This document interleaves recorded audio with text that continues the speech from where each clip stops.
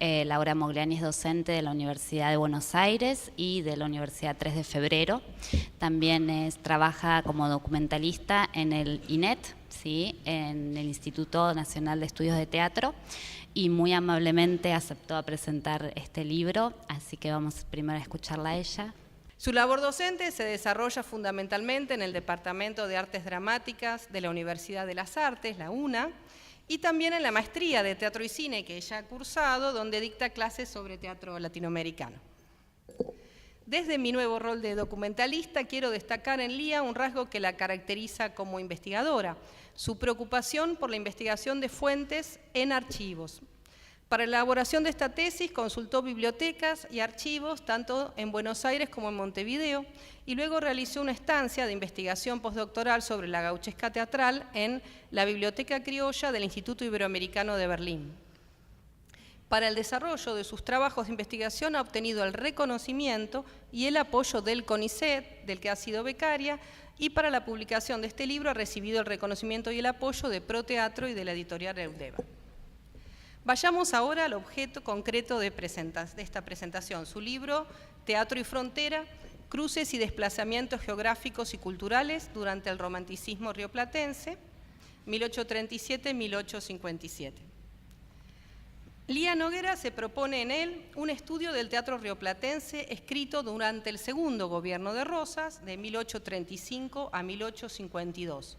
periodo que extiende hasta 1857 para incluir obras dramáticas escritas luego de la caída de Rosas en la batalla de Caseros, que presentan una unidad semántica y estética con las escritas en el periodo citado. Quiero destacar especialmente, como un gran valor de esta investigación, la amplitud del corpus de obras analizado, que suma un total de 17 obras dramáticas, que no voy a enumerar para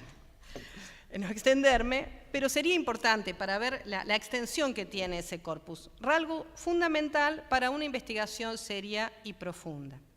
Este corpus representa casi la totalidad de las obras teatrales escritas durante el segundo gobierno de Rosas. Además, este corpus está conformado por dos grupos textuales. El primero, por aquellas obras opositoras al poder rosista, cuyos autores son literatos románticos pertenecientes a la generación del 37, escritas en el exilio o luego de Caseros, y que ya habían sido publicadas y objetos de estudios por parte de la crítica y la investigación teatral. Y el segundo grupo está formado por las tres únicas obras teatrales escritas en Buenos Aires durante el segundo gobierno de Rosas, que legitiman y sostienen el ideario rosista. Destaco la importancia de este segundo grupo, dado que estas obras permanecían inéditas y por tanto desconocidas para las investigaciones teatrales, hasta que fueron publicados por Lía Noguera y Martín Rodríguez en Escenas Federales, Antología del Teatro en Buenos Aires durante la época de Rosas, en 2015 por la editorial Imago Mundi. Así, ambas publicaciones, y por eso las quería mostrar juntas, ambas publicaciones en forma conjunta, la publicación de estos tres textos dramáticos en un volumen y su análisis en el que hoy presentamos, vienen a llenar el vacío del conocimiento que teníamos sobre la dramaturgia del periodo que se escribía y estrenaba en nuestra ciudad y que adhería al gobierno rosista. Para analizar este amplio corpus de obras, Lía Noguera acude a un también muy amplio marco teórico, sumamente contemporáneo y actualizado, a partir del cual aborda las obras desde diferentes ejes de lectura y las reorganiza según esos ejes. El más trabajado de estos ejes de lectura y el que le da nombre al volumen es el concepto de frontera, las representaciones de la frontera y sus múltiples significaciones.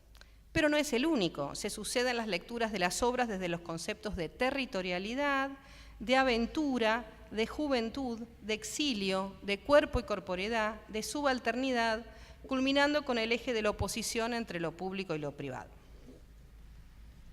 En el primer capítulo, Lía Noguera desarrolla los rasgos del romanticismo teatral y segmenta el corpus total de obras según el tratamiento del componente amoroso en las mismas, recurso fundamental de la dramaturgia romántica. Otro rasgo romántico que señala en las obras es su concepción del teatro como medio de difusión de los ideales políticos y estéticos de la época, del teatro como instrumento de crítica social. Para el romanticismo en general, y en las dos obras analizadas en particular, Don Tadeo de Claudio Mamerto Cuenca y El poeta de José Mármol, la función del arte debe ser educar y concientizar a los receptores para que se alcance el cambio social. En el siguiente capítulo, Lía Noguera indaga en los textos sobre la representación de los sectores populares en los mismos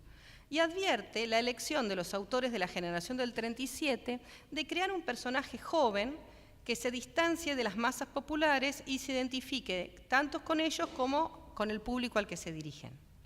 Así, el eje de lectura es la juventud, que caracteriza a los personajes que conllevan el cambio cultural y político deseado por estos autores, otra vez analizando Don Tadeo y El poeta de José Mármol, y también La Revolución de Mayo de Juan Bautista Alberdi, o que configuran al joven como héroe que clama por la libertad, como en Amor y Patria de Alejandro Magariño Cervantes y Cuatro épocas de Bartolomé Mitre, entre otras representaciones de la juventud. Otro de los ejes de lectura desde lo que analiza los textos es el concepto de territorialidad, la representación de los territorios y de los elementos geográficos como el paisaje, la naturaleza y en especial la frontera. Releva los cruces que los personajes hacen de diversas fronteras geográficas o culturales y las consecuencias, cambios y transformaciones que implican estos desplazamientos para los personajes en las diversas obras analizadas en los capítulos 3, 4 y 5. Estos cruces fronterizos provocan el inicio de una aventura, que puede ser de tres tipos: una aventura intelectual, una aventura política o una aventura amorosa. Y nuevamente reorganiza el corpus segmentándolo según este criterio. En la primera parte que reseñamos hasta aquí, trabaja con el corpus completo de obras en cada ocasión. A partir de la segunda y en la tercera parte, ya se dedicará a algunas obras en particular, siempre desde la perspectiva de los ejes de lectura mencionados. Así, analiza la representación del cuerpo víctima de la mujer en Policarpa Salvarrieta de Bartolomé Mitre y el cuerpo victimario del esclavo negro en Atargul de Lucio B. Mansilla. El cuerpo de la mujer víctima en Camilo Gorman de Heraclio Fajardo. Luego aborda el eje de lectura del exilio, advirtiendo las marcas que la experiencia del exilio de sus autores ha dejado en sus textos. La presencia de los tópicos del exilio, el destierro y el extranjero las encuentra tanto en las obras rosistas como en las antirrosistas, aunque sus usos son diferentes en cada grupo textual. Aborda con detalle la obra de los autores que vivieron la experiencia del exilio: José Mármol, Bartolomé Mitre, Francisco Javier de Hacha y Alejandro Magariño Cervantes, los dos últimos uruguayos, así como el caso particular de la obra Rosas y Urquiza en Palermo, de Pedro Echagüe, ya que al ubicarse luego de la caída de Rosas y en su abandono del poder, permite presentar en escena el punto de vista tanto del regreso a la patria de los exiliados, los personajes masculinos, como de aquellos que permanecieron en el país durante la tiranía, los personajes femeninos. En el octavo capítulo aborda el teatro federal, analizando el corpus de las tres obras rosistas cuya importancia ya señalamos: Juan de Borgoña, o sea, un traidor a la patria; El artículo primero, o un marido de 15 años, ambas de Alberto Larroque; y El entierro de Urquiza, de Pedro Lacasa. Estas obras tienen el valor de documentos que nos permiten conocer el ideario rosista y además Lía las vincula con la gauchesca primitiva por el trato dado al extranjero. Ya en la tercera parte del libro, Lía Noguera analiza la frontera, ya no geográfica, sino temporal, que divide a los personajes que encarnan las ideas del pasado y del presente en Don Tadeo nuevamente, así como la territorialidad en las obras de Juan Bautista Alberdi, La Revolución de Mayo y El gigante amapolas, cuya versión contemporánea veremos el significado. El siguiente eje de lectura es la subalternidad, los subalternos, el grupo socialmente subordinado a las clases dominantes. Y se focaliza desde esa perspectiva en el estudio de los indios, en el charrúa de Pedro Bermúdez y de los esclavos negros en Atar Ghul de Lucio B. Mansilla. Por último, dirige la mirada hacia la oposición entre lo público y lo privado, deteniéndose en primer lugar en el análisis de lo público y lo privado durante el segundo gobierno de Rosas y luego en cómo ese binomio fue representado en el teatro de la época, destacando en especial la idea focalizándose en especial en la idea y el valor del nombre en los jóvenes protagonistas de los dramas antirrocistas. En suma, este libro configura un gran aporte a la investigación teatral, en especial al abordar la casi totalidad de las obras teatrales escritas durante el segundo gobierno de Rosas, tanto en el país como en el exilio, profundizando en el vínculo que estos textos dramáticos tienen con la historia y la sociedad en la que fueron producidos y releyéndolos desde una mirada contemporánea, articulada a partir de diversos ejes de lectura que revelan perspectivas de las problemáticas teóricas actuales, como el cuerpo, la subalternidad, la territorialidad y sobre todo la frontera. Gracias. Bien, como dijo Laura, este es el resultado de mi tesis, sí, que defendí en el año 2013, el 17 de mayo en la Facultad de Filosofía y Letras.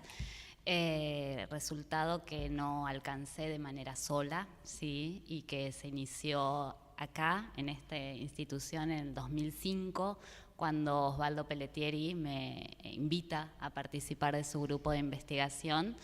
y es ahí cuando comienza mi aventura, que termina de manera positiva, ¿sí? Considerando lo que planteo en el libro. Y decía que en este viaje, en este cruzar fronteras, me encuentro con muchísima gente que me apoyó, me acompañó, y quisiera agradecerles, si bien Laura los nombraba, quisiera repasarlos, ¿sí? En primerísimo lugar nuevamente a Osvaldo Pelletieri, luego a Martín Rodríguez, que fue el director de esta tesis y sigue siendo mi director. Luego al GETEA, al Grupo de Estudio de Teatro Argentino de esta universidad, que desde el 2005 me abrió las puertas y me las sigue abriendo, por suerte, con quienes compartí un montón de experiencias, conocimientos, y sigo compartiendo charlas, discusiones.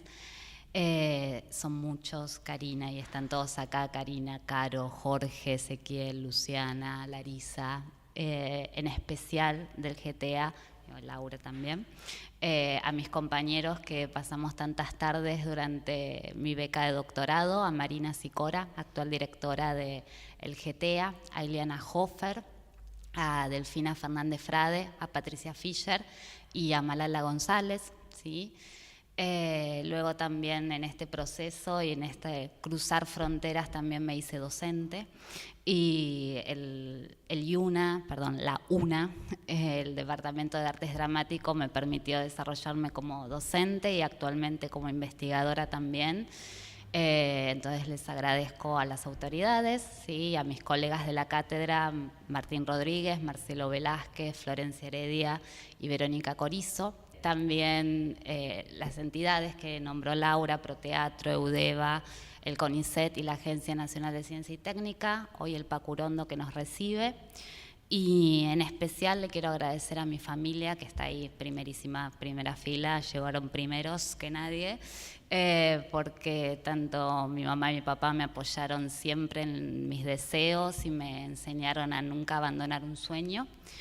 A mi hermana, que siempre tiene la palabra precisa, ahí apuntalando, a mi cuñado también, que tiene paciencia, a mis 3 sobrinos que están en segunda fila ahí, y a Ramiro también, que ayudó en todo este armado y bancó los nervios de estos días, así que a todos ellos muchísimas gracias. Este libro tiene una portada bellísima que la hizo Juan Francisco Reato, que está por ahí, así que le agradezco, y una foto mía que la hizo Nadia Guevara, así que también debo agradecer. Son largos, pero no quería saltearme nada de esto, porque bueno, gracias a ustedes yo estoy acá también. Sin esta red es imposible, ¿sí? Y para no distraer un poco, me gustaba la idea de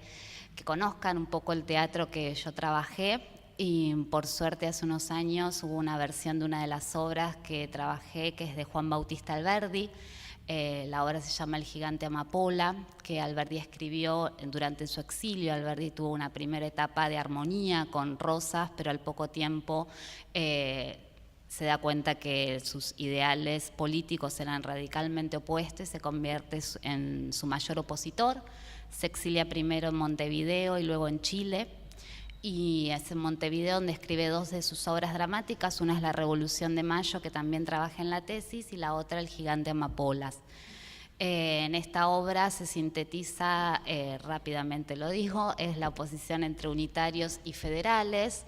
Hay dos ejércitos combatiendo, un ejército que representa el rosismo y que está representado por un muñeco de trapo y paja, ¿sí? Y que alude directamente a la figura de Juan Manuel de Rosas, que combate con un ejército integrado, siempre lo voy a decir siempre mal, pero es Mosquito, Mentirola y Guitarra, lo dije bien,